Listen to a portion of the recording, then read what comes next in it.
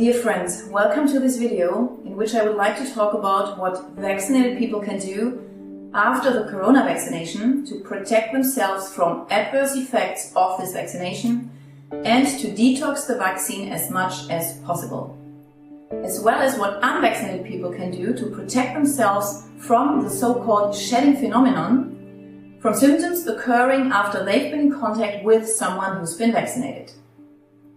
Let's start with a brief look at the corona vaccines and their mechanism of action. All vaccines currently in use in Europe, that is the BioNTech Pfizer, Moderna, AstraZeneca and Johnson & Johnson vaccine, contain synthetic genetic material of the coronavirus, which causes the cells of vaccinated individuals to produce the spike protein, an envelope protein of the coronavirus. The body then forms antibodies against the spike protein, which, when coming into contact with the coronavirus, are supposed to render the virus harmless. We now know that the spike protein circulates inside the body of vaccinated people and that it is likely being excreted through the respiratory tract, through the skin, and through bodily fluids such as sweat, saliva or semen, a phenomenon we refer to as shedding. This leads to immense problems as the spike protein alone seems to be the main cause of the corona symptomatology, and since it is capable of harming the body through various mechanisms. Here are a few examples of the possible harmful effects of the vaccines and the spike protein. First of all, there's a risk of the vaccines being integrated into our DNA. Should this happen, among other things, there would be an increased risk of cancer, as well as the possibility that the cells of a vaccinated individual would permanently produce spike protein. Thus, vaccinated people would be exposed to the negative effects of this protein long term. These effects include inflammatory responses in the lungs, the heart or vascular walls, which can lead to blood clots, primarily being caused by the binding of the spike protein to ACE2 receptors in these tissues. Another mechanism by which the spike protein, or rather the antibodies against the spike protein, may affect health results from the similarity of the spike protein to human proteins. The vaccination can lead to the formation of autoantibodies and thus autoimmune diseases such as ITP, idiopathic thrombocytopenic purpura, Guillain-Barré syndrome, autoimmune hemolytic anemia, and numerous others.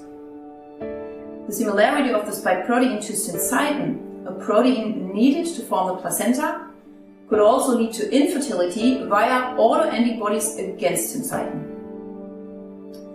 Another risk of the corona vaccination is the development of ADE, antibody-dependent enhancement.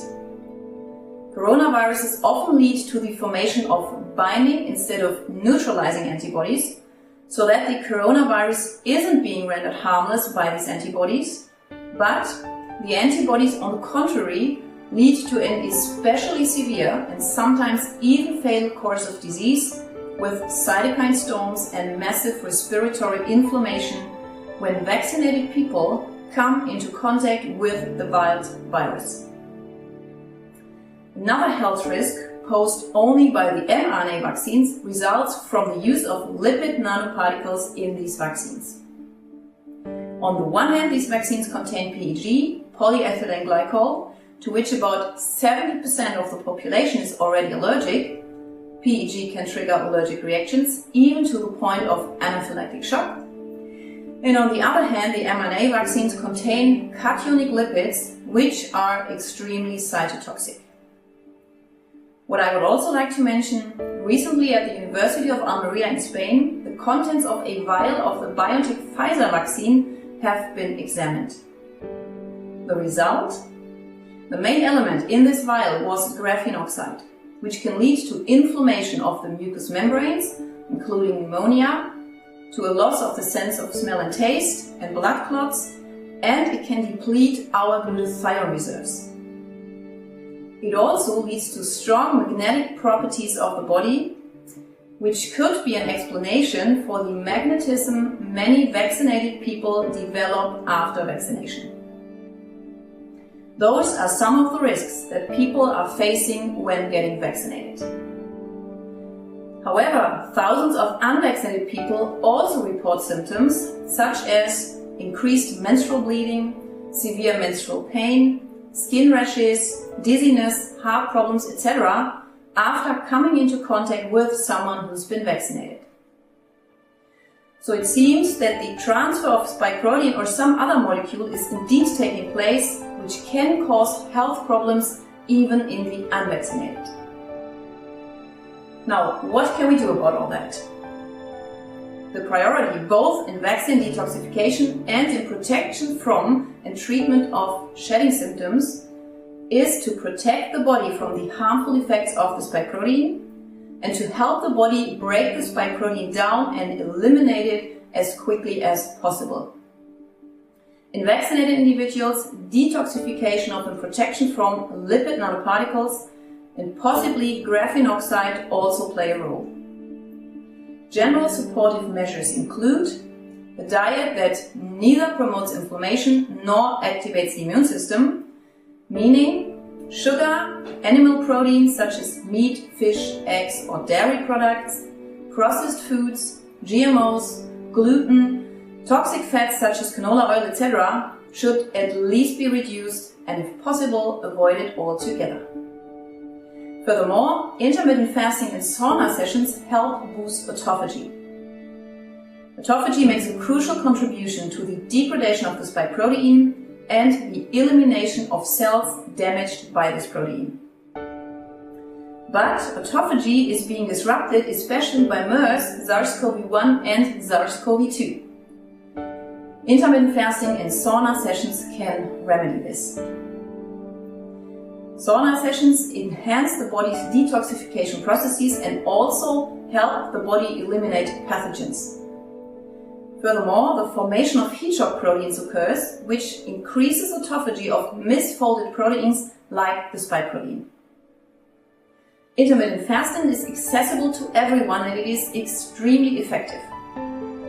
In intermittent fasting, the time window in which food is taken in is reduced to about 6 to 8 hours per day.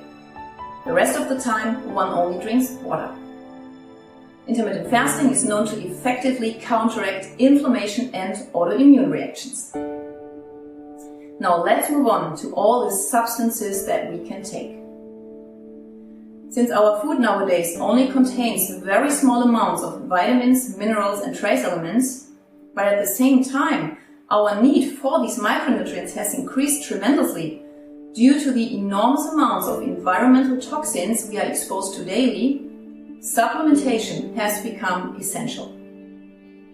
In regards to the corona vaccination and the toxic spike protein, we should also use supplements to directly render the spike protein, which acts as a toxin, harmless, prevent or reverse the harmful effects of the spike protein, of the lipid nanoparticles, and possibly also of graphene oxide, support rapid detoxification and strengthen the immune system.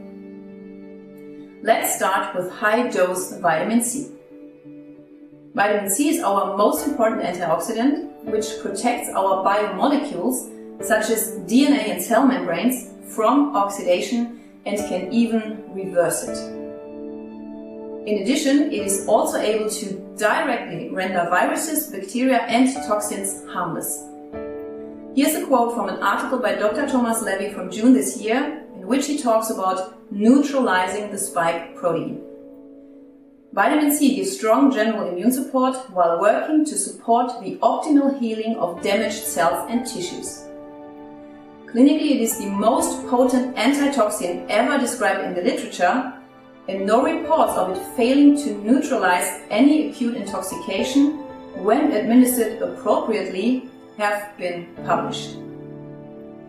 Continuing persistent and highly dosed vitamin C in all its forms will prove to be the most useful intervention when there is a large amount of circulating toxic spike protein present. So much for the importance of vitamin C, which should be taken according to Thomas Levy's multi-C protocol. The recommended daily intake is 6 to 12 grams of vitamin C, divided between liposomal vitamin C, sodium ascorbate and ascorbyl palmitate. In acute cases, this dose can be taken several times a day. Synergistic to vitamin C in terms of antipathogenic effects and reduction of intracellular oxidative stress is magnesium. Since about 80% of the population is deficient in magnesium anyways, a daily substitution of 300 to 400 mg of magnesium is strongly recommended at any rate. Let's move on to vitamin D and K. The importance of a sufficiently high vitamin D level in infectious diseases is well known. The vast majority of infections can be prevented by a daily vitamin D intake, and should one nevertheless fall ill, a much milder course of disease can be expected with sufficiently high vitamin D level. Blood levels between 60 and 80 nanogram per milliliter would be good and advisable in these times. A level between 80 and 100 nanogram per milliliter would be excellent. Since vitamin D should always be taken together with vitamin K, suitable combination preparations are a great solution. Next, I would like to talk about glutathione. Glutathione is not only one of our most important antioxidants, but it is often referred to as the master detoxifier.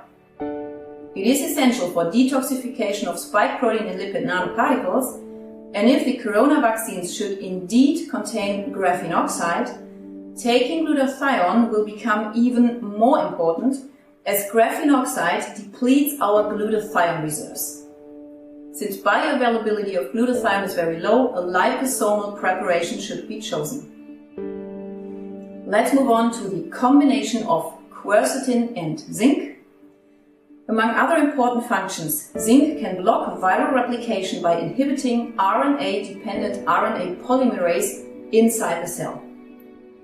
When treating COVID-19 with hydroxychloroquine, HCQ, combining it with zinc is essential. HCQ alone cannot achieve the desired effect. This is because HCQ acts as a zinc ionophore and transports zinc into the cell, where it can then exert its effect and block viral replication. People who do not have access to HCQ can replace it with quercetin, since quercetin also acts as a zinc ionophore, especially in combination with vitamin C. Regular intake of quercetin and zinc is especially important for the vaccinated. Due to antibody-dependent enhancement, vaccinated people can experience a particularly severe course of disease when coming into contact with a coronavirus. The greater the viral load that affects a vaccinated individual, the stronger the body's overshooting immune reaction.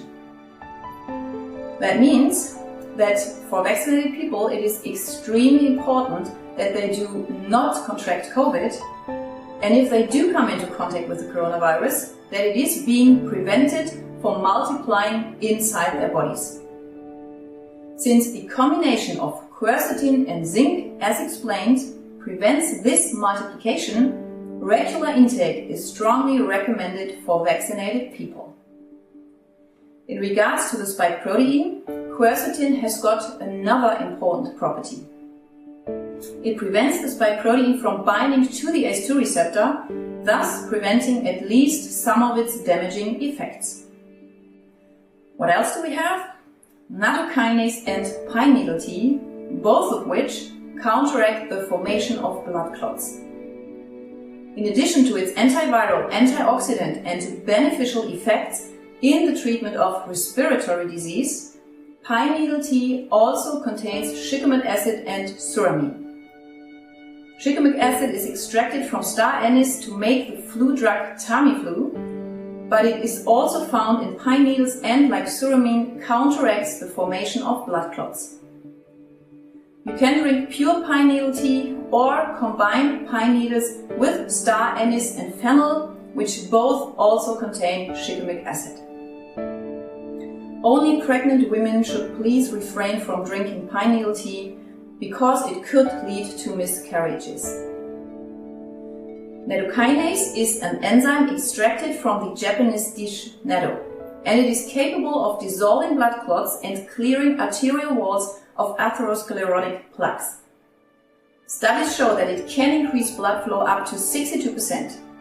However, people already taking blood thinners should avoid taking nattokinase. Then we have omega-3 fatty acids.